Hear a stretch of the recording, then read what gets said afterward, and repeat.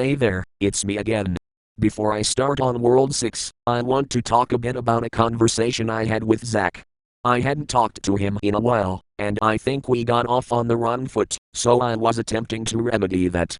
I wanted to maintain a good relationship with the only other person that I know of who has played this card. We had a much longer conversation this time, and he shared some things of a more personal nature that I am not going to post here. What I will post is this. As far as what's happening with your game, if I were you, it'd just stop. You don't need me to tell you that Warlock character has bad intentions. All things considered, I think you had a pretty good run. You had a very interesting experience. Just let it be, and not press my luck any farther. I get where you're coming from, but I just can't do it. I really want to see this through to the end. Why? What are you expecting to get out of it? At least for me, I had the excuse of not knowing what I was getting into. You're aware of it, you know you're putting yourself in danger, and you're still keeping at it anyway. If you didn't want people playing it, why did you sell it? It lost, because I wanted to spread the experience. I couldn't bring myself to destroy it. I just wanted to be rid of it. It is yours now, and you can do what you want with it. But you asked me my opinion and I gave it to you. Well, I am not expecting a reward or anything. But in some weird way, I've grown attached to it. Especially my little buddy Yuzel. If nothing else, I want to try and help him out. Your little buddy? Have you considered this as a setup? For all you know, Yuzel, or whatever he is part of some kind of trap, and this game ends with you dying of an aneurysm. It's crossed my mind before, but I didn't get that vibe from him. You know the sort of sensations you get from certain characters? He felt real to me, like a scared little kid. You're setting yourself up to be manipulated. Yeah, maybe. But I can't just abandon him. If the situation was reversed, I think he would help me. And besides, aren't you even a little curious about what's behind that gate? Curious isn't the word I would use to describe it. I get a sinking feeling in my stomach every time you upload one of these. Have you considered that whatever is behind that gate is locked up for good reason? It bothers me how little caution you have about this. But whatever. Do what you want. Let me ask you this. Do you feel that playing through the game was a mistake for you? There was a long pause. I don't know. I still don't really know how I feel about it. Part of me wants to think that ultimately, those other worlds are better off for it, and she's in a better place now. Another part of me feels like I was just being tricked into doing someone else's dirty work. If you're implying that this is getting personal for you in a similar way as it did for me, I might be able to understand. If you must do this, so be it, but proceed with caution. There's nothing I can do to help you besides talking about it. It continued on a bit after that, but we changed topics. Sometimes I do feel a bit stupid keeping with this, having no idea what I am really doing or what sort of danger I am putting myself into. I could just call it quits and be done with the stress of it, but no. I don't want to spend the rest of my life wondering what might have been. It's never been about getting anything out of it. I may not understand what's going on in that world, but anyone can see that it needs help. If I don't help them, who will? Now that I've got that out of the way, let's finally delve into World 6. Alkali. Pretty cool name. Whoa. This board is enormous. Easily the biggest one I've encountered yet, tons of unique level types too. I am a little intimidated. Let me list them off. Sun-baked wastes, Vaba swall, Excavation Site, Bronze City, Bronze Factory, Slums, Market, Town, Battleground, Silver Factory, Iron Foundry, Silver City, Museum, Research Lab, Gold City, Gated Community, Command Center, and last but not least, the ever-welcoming Sin. 3 bosses, Mechani-Kong, Ghidorah, and Mechagodzilla. All robots, probably tying into the theme of this world, which seems to have a strong industrial vibe. Wait a minute, what the hell? It's not letting me move past those gas wall tiles. I've never seen the game do that before. I don't know what that's about, but I don't think it would be wise to start with one of those levels. It could be some bullet hell endurance thing. The only other level type available to me now is the sun-baked wastes, so I'll start with that. Okay, that's different. I've never seen anything like this come up before either. A new control scheme? Nice of the game to let me know at least. This looks more complex than the original game. Whoa. Now it's a top-down perspective, like the original Zelda. This is neat. I wonder if all of Alkali is like this. It's trippy see this smaller Godzilla sprite moving around like this. I didn't expect it at all. There's a new thing on the heads-up display, a counter labeled "Dare You." No idea what that's about yet. This level's music is minimalistic, I'd call it desert ambience. Not much to it. Fortunately, this level gives me a lot of wide open space to run around and get used to the controls, which are smooth and responsive. My whole body tensed up the first time I tried jumping over the chasm, but it works. I checked out the inventory screen, but there's nothing in there yet.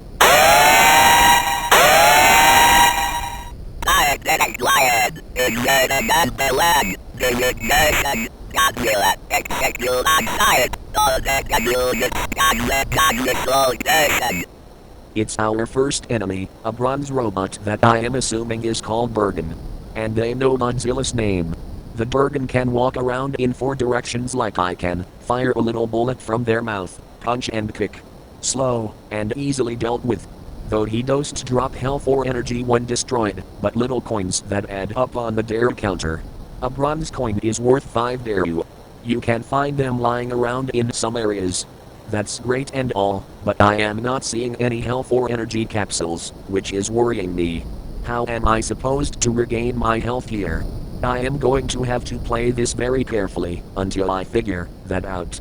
2 more enemy types, a hovering bronze drone and a little silver walking robot. Both are just simple turret enemies. I also found out you can destroy the rocks in these levels. I was hoping they'd have health capsules, but they only have dare coins. I did find 1 silver coin, which is worth 20 dare you. That's a really big skull up there. I wonder what creature that belonged to. I hope any living ones don't ambush me on a precarious land bridge like this one. I reached the end of the level, but I was just wandering around. I don't know if I found the exit, or if there is no exit and the level ends on a timer, or what. I'll try Vaba's wall now. That's quite a wall indeed. I am guessing the Humpty Dumpty looking fellow on the rails is the titular Vaba. Let's see what his deal is. He has a strange musical theme. It's like jaunty classical music, but more intimidating. It reminds me a little of Montagues and Capulets by Prokofiev. Mom, I control the border wall of Alkali. If you want to enter the bronze sector, you must have a total of 300 Daru. You don't have nearly enough. Don't come back until you can pay the toll. Oh great, you have to pay a toll to get through. I figured it would be something like that. Back into the wastes to grind for some more money. At least the toll isn't that bad. Though this is just the first wall, and there is at least 2 more after this one. Got the 300 dare you, now back to Vaba's wall. Very good. Now let me see your ID card. ID card? You don't have an ID card. I can create one for you, but that will cost another 200 Daru. Oh come on. You couldn't have mentioned that before? For pet's sake. Fine, I'll go grind again so I can get a damn card. But first, we might as well see if we can get any useful information out of this buy. Namely, where the health power-ups are at. Each sector has a market where you can purchase items to restore your health and energy. That's what I suspected. Nice to have a straight answer, though I am not thrilled at the prospect of having to pay to regain my health every time. That does make me wonder, though, at the moment I am barricaded outside the bronze sector, and can't reach the market. I am not too worried for myself, but what happens to someone else who doesn't have the money and is desperately low on health? That is not my concern. I only let paying customers with verified identity enter my border wall. They should have planned better before arriving here. Sheesh, that's cold. Just straight up pay my entrance fee or die. What a lovely place Alkali must be. And I am not even through the gate yet. After going back and forth to the wastes to grind, now I can pay the fee for ID card. This feels like I am at some kind of alien DMV in purgatory, where instead of waiting in lines, you have to fight giant robots that want to kill you, and then pilfer pocket change from the debris. Excellent. You are now ready to receive your ID card and enter the bronze sector. Walk over to one of the cameras to your left or right and get your photo taken. Your ID card will be dispensed from the console in the center.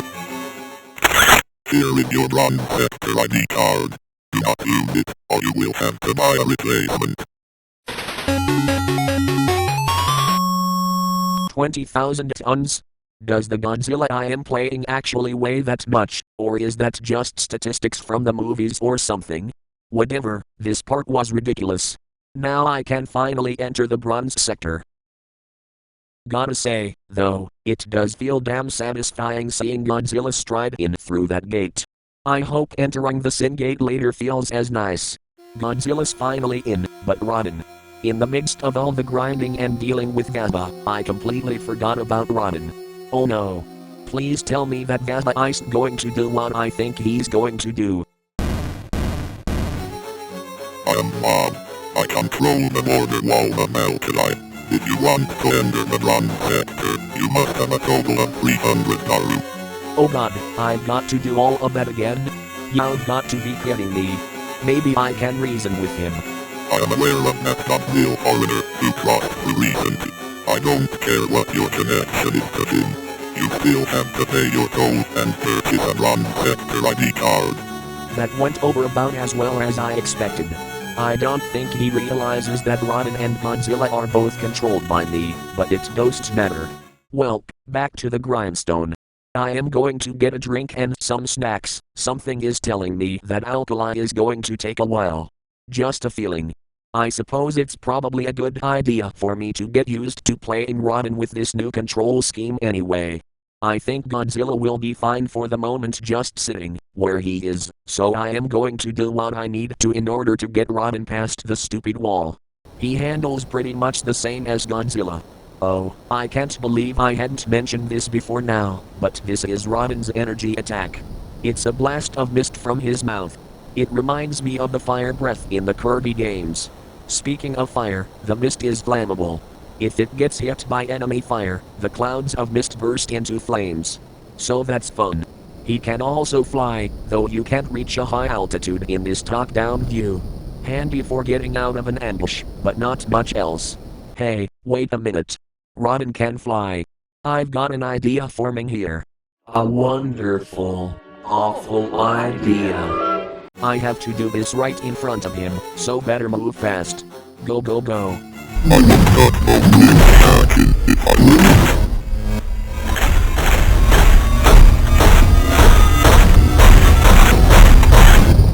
Oh crap. The screen even scrolls upward to show the 6 drones that have been on the other side of the wall this entire time. I get the impression they could be stacked side to side across the entire length of it. This was totally not worth it. I could legal execute you for that. But as you're new here I will show you some mercy. Instead you shall pay a 200 Daru penalty fee each time you cross. Ugh. Of course mercy involves giving him more money. This sucks, but it's better than having Rodan get shot to death. It was my own fault for trying to cheat. I should have known better. Went back through the wastes, didn't see anything new to document. Here's Rodan getting his ID card. And with that, I finally got both monsters past the wall. But doing so used up nearly all my money. So you know what that means, I need to get more. Back to the wastes. The 2 other icons on the board send me to slightly different versions of the level. There wasn't anything new until I got to the end of the level and encountered a minibus guarding the exit. It's some kind of blue snapping turtle creature with snail eyes. He doesn't have any attacks besides jumping at you and launching himself at you with rockets from his feet. This new tackle ability is good for getting out of the way, which is good, because I really don't want to lose any more health. I am mostly running away from him and using the heat beam as much as possible to keep Godzilla away from his beak. He doesn't drop any dare after death, oddly. The other variation don't have anything different besides the colors. Time to head to the market to stock up on supplies. Hello there. My name is Deltarune. Welcome to my market. I get straight to the point and tell him what I am here for. Yes, I do sell items that restore health and energy. However, you must also buy some plush toys. What? That's dumb. Why do I have to buy things I don't want or need? That is my store policy. Buy at least one plush toy with your order. Alright, fine. I just have to roll with it. This is the only market the bronze sector has. At least it's just one per order. I proceed to look through Donber's inventory. These 3 toys are called Ink, Pinky, and Rodan. A typo for Rodan. And another 3, called Idis, Friend, which has to be a typo for friend, and Wooly. Rather sparse selection, but that doesn't matter. All I need is the health stuff, which is represented here by packaged meat and energy drink. I am assuming the meat replenishes the health meter, and the drink replenishes the power meter. The plushies are all 5 dare each, which is great. I am not going to go broke having to buy them. I bought 3 meat packs, 3 drinks, and 1 plush. I would have bought more, but he ran out of the meat and drinks. Sorry, this item is out of stock. I am not being subtle about the fact that I am just buying all the supplies I can get and only 1 plush each time. Hey, I am complying with his store policy. He's not complaining. My only concern now is how often this guy restocks. Heading into the slums next. As soon as I started up the level, I paused and went to the inventory screen.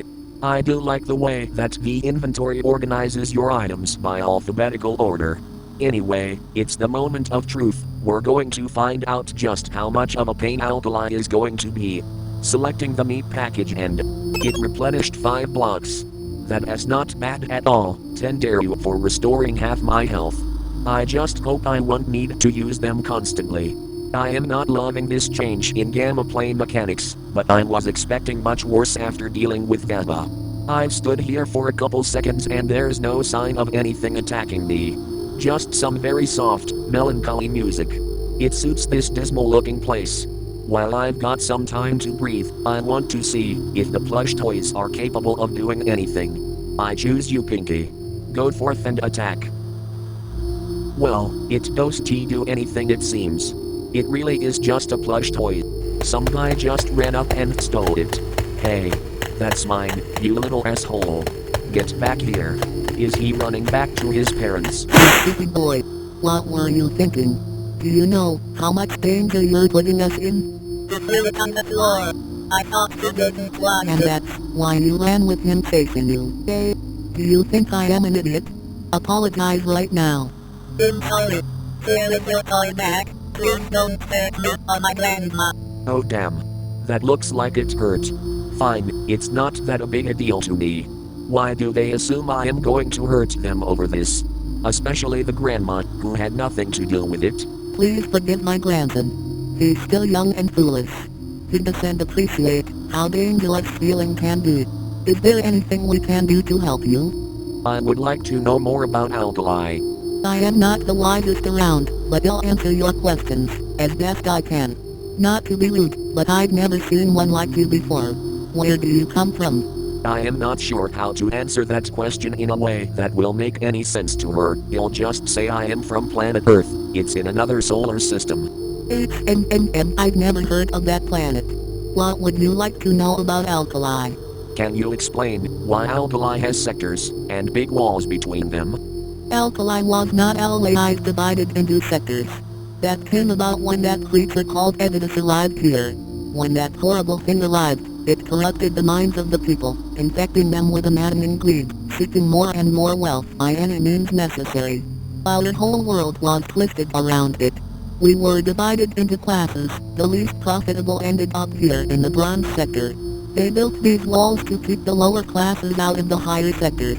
They claim you can work your way up to a higher sector. But I've never seen this happen. Not once. Edidus sounds like one of those sin monsters I've been fighting on each world. So they aren't native, but an invasive force of some kind. The story she's telling strongly suggests Avidus came here intentionally to carry out a plan.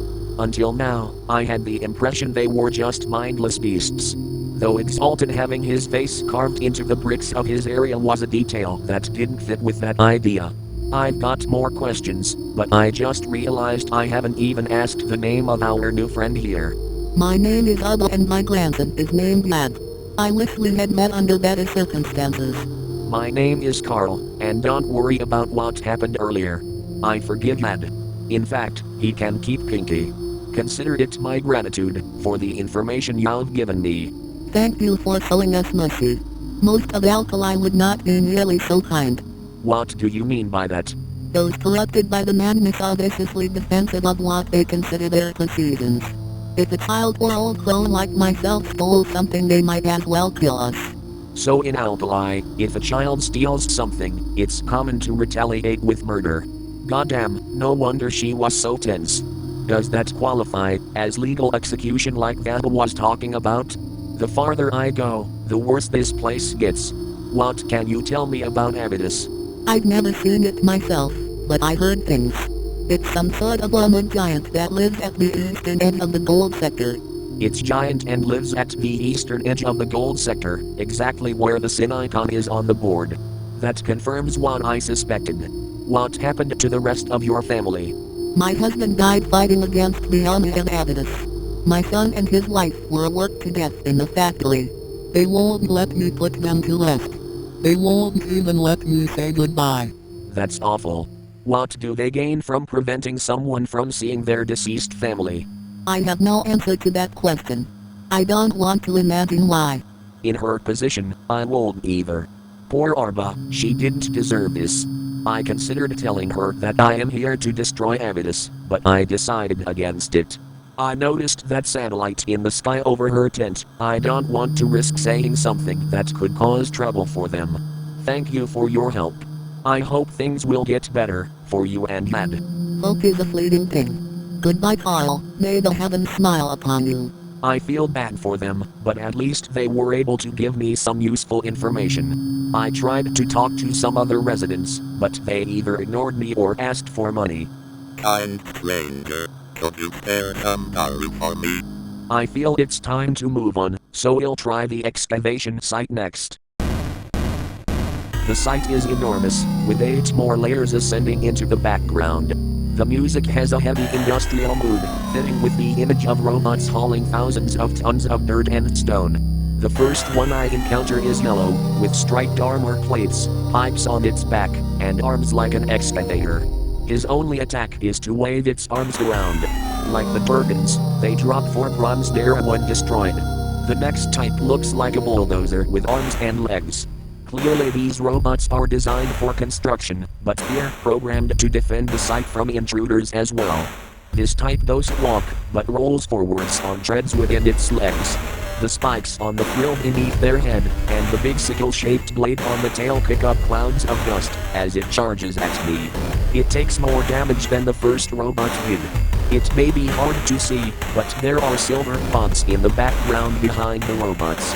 I am not sure what those are for, maybe recharging stations. As you may have noticed, there are more robots in the background, walking around on the background layers. The machine in the center of this screenshot appears to be a gigantic escalator that they use to travel up and down the layers. I also notice a silver robot up in the sky, flying with propellers. The third robot type resembles a long-necked dinosaur with 4 tread feet and a drill for a mouth. The long neck gives it a greater range of attack than the previous 2. I focus my attacks on the head and keep my distance from it. The fourth type is the most annoying, and the only one that uses a projectile. It has the same body as the first robot, but gray, with a large barrel on the back and a different head. It spits goop that hardens on contact, temporarily immobilizing whatever body part gets hit. It's similar to the frost breathers from Jellim, but these guys don't have to get up close to attack. These are the last 2 types, a chunky green robot with a dump truck bed on its back, and a variant on the long neck which has a hook on a wire instead of a drill. The green robot doesn't have any weaponry, but does have the toughest armor, and takes the most hits to defeat. The yellow long neck isn't much different to the red, but being able to throw its hook on a wire gives it an even longer range of attack. I save up my heat beam to use on them. Another mini-boss. A humanoid robot twice the size of the others, with a claw on its back holding a wrecking ball. He can fire the wrecking ball out on a chain, similar to the yellow long neck with its hook. I dodged the first time, but he hit me on the second try. I didn't time my jump right, and he cut a bar and half off my health. I am down to less than half my health, no more playing around. I let off a full-powered heat beam, and he staggered for a second. Now he is getting in close and trying to punch me. I am faster, so I dodge those and alternate between punching him in the face and using tail whips. I keep dodging until my power meter fully restores. The claw on his back waggles, before he uses the wrecking ball attack. I use that moment to fire off another full-powered heat beam, and that takes him down. He drops 100 Daru. The Bronze City reminds me a lot of the Mecha City levels from Monster of Monsters, though this place has structures that look like buildings and houses. They also look like they've been shot at on a regular basis. For a technological marvel, it's very poorly maintained. It guess this city got hit hard during the war Arba mentioned. The first enemies I encounter are Bergens and those flying drones from the sun-baked wastes. Aside from the change in perspective, they're the same as the ones from before. 2 new enemies appear soon after that. That silver robot with the propellers that I caught a glimpse of in the excavation site is here. It holds boulders with its 4 claw-like limbs and wires, then drops them when it gets close enough. It can't do anything other than that. It's easy to avoid as long as I am paying attention. The other is a green ape-looking cyborg thing with bronze armor and a turret on its back. It walks around, jumps, and the turret auto-aims to match Godzilla's position when it sees me. Most of the enemies in this level are Bergens.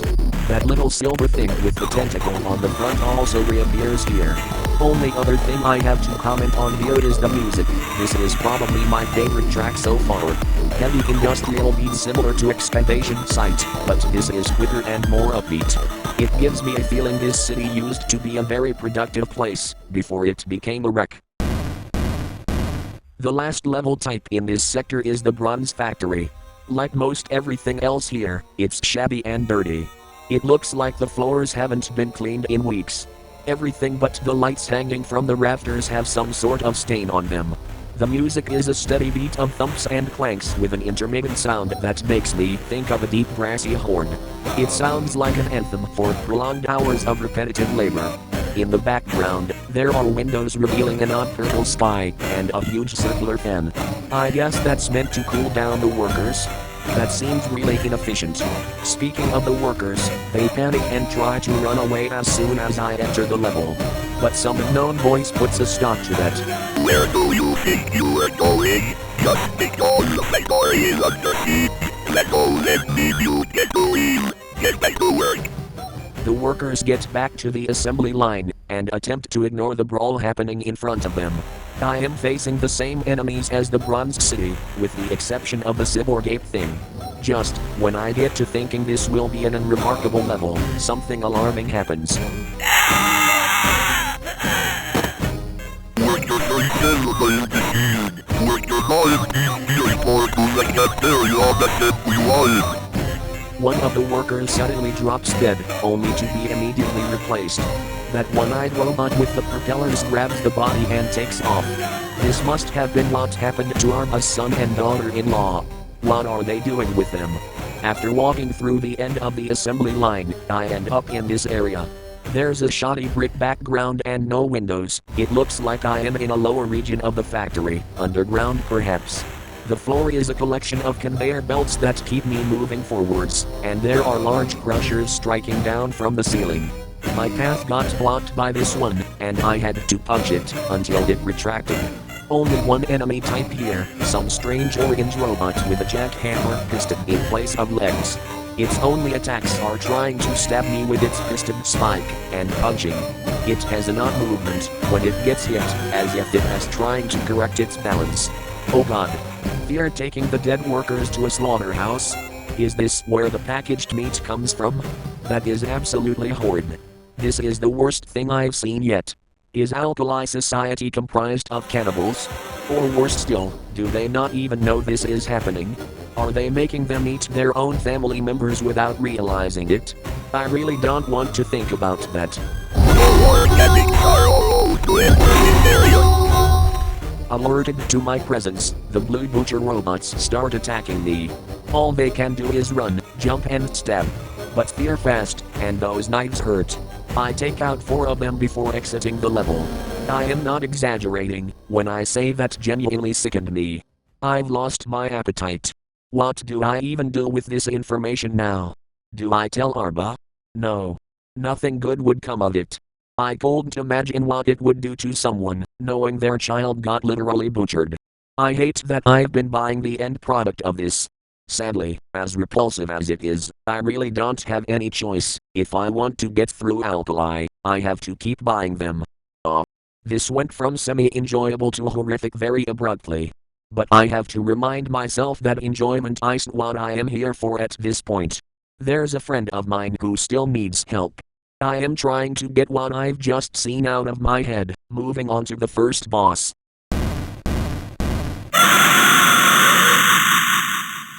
I am worried about this one. Kong gave me a lot of trouble back on Corona. His special attack is a glowing pink ball of light that he emits from that bulb on top of his head. It arcs downward and is easy to dodge by jumping. Another special attack. He creates a swirling turtle spiral in front of his face that waves up and down. It stays in position with his sprite as he moves, as if he's emitting a spotlight. I got hit by it and it turned Godzilla Turtle, and left me unable to move for a few seconds. Mechani-Kong gets some cheap shots in, while I am trapped. This battle is getting dangerously close, so I am hitting him hard. In response he reveals one last special attack. He can pull grenades from his belt and throw them. This one is the hardest to dodge, but I can hit the grenades with attacks to knock them off trajectory. The robot gorilla's all out of tricks, and I send him down to Baby Jones' locker. I didn't need any bizarre glitchy assistance this time. Now we're heading into the silver sector. After another lovely visit with Vaba. I can hardly wait.